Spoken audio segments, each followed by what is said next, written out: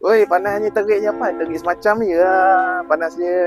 Apa yang kau bising-bising sangat ni? Panas? Oh, betul lah. Malaysia ni makin panas. Tengok terik benar matahari.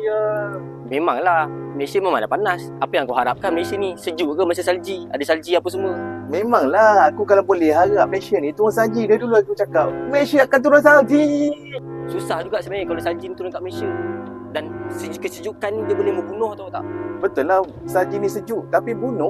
Ya, dalam kesejukan yang tertentu, manusia ni dia tak tahan dengan sejuk. Dia boleh mati tau. Oh, ya tak. Ya juga sejuk ni boleh mati ya. Betul. Contohnya dekat Gaza.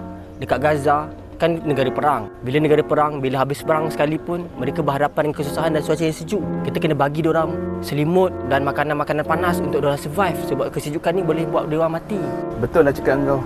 Kita ni panas sikit ni macam ni pun dah bising-bising. Diorang lagi lah sejuk macam tu. Jom lah. Jom kita tolong diorang.